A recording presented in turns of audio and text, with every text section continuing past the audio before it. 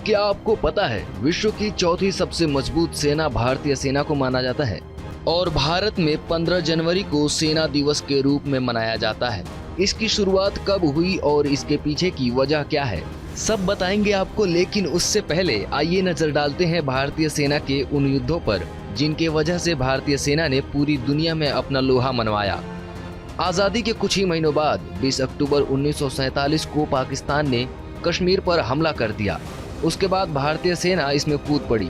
ये जंग 1 अक्टूबर 1949 को पूरी तरह थम गया। इसमें भारतीय सेना कश्मीर की 2/3 हिस्से पर अपना नियंत्रण करने में सफल रही।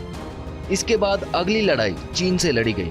साल 1962 में आज़ाद भारत की ये दूसरी लड़ाई थी, जब चीन ने भारत के करीब 12,000 सैनिकों से मुकाबला करने के लिए अपने 80,000 से ज्यादा सैनिक मैदान में उतार दिया था।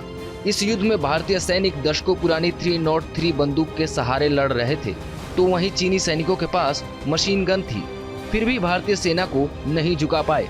एक महीने बाद थक कर 20 नवंबर 1962 को चीन ने युद्ध विराम की घोषणा कर दी। भारत चीन के साथ युद्ध में हुए नुकसान से अभी उबर ही रहा था कि 3 साल बाद ही भारत और पाकिस्तान के बीच कश्मीर की दूसरी लड़ाई लड़ी गई, जब 30,000 पाकिस्तानी सैनिक कश्मीर में घुसपैठ कर गए और उन्हें लगा कि हम कश्मीर के लोगों को भड़काएंगे तो ये भारत के खिलाफ विद्रोह खड़ा कर देंगे।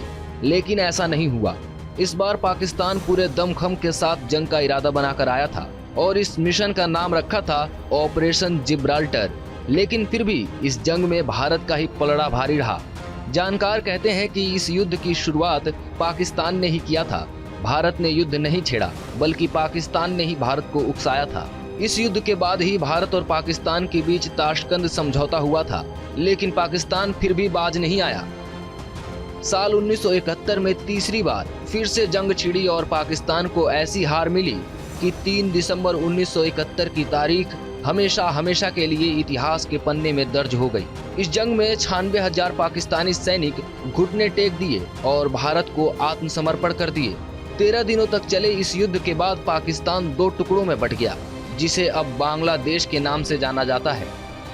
इसके बाद आखिरी युद्ध 1999 में हुई, जिसे कारगिल युद्ध के नाम से जाना जाता है। इसमें भी पाकिस्तान को करारी हार मिली। भारतीय सेना ने सर्जिकल स्ट्राइक और एयर स्ट्राइक जैसे बड़े ऑपरेशन करके पूरी दुनिया में अपना लोहा मनवाया। अब बात करते हैं सेना दिवस की। 15 जनवरी 1949 को कमांडर इन चीफ का पद पहली बार ब्रिटिश सैन्य अधिकारी से भारतीय सैन्य अधिकारी को मिला। कमांडर इन चीफ तीनों सेनाओं के प्रमुख को कहा जाता है, जिसके बाद हर साल 15 जनवरी को सेना दिवस के रूप में मनाया जाता है। देश के पहले commander in chief field marshal KM Cariappa को चुना गया। भारतीय सेना को विश्व की चौथी सबसे मजबूत सेना माना जाता है।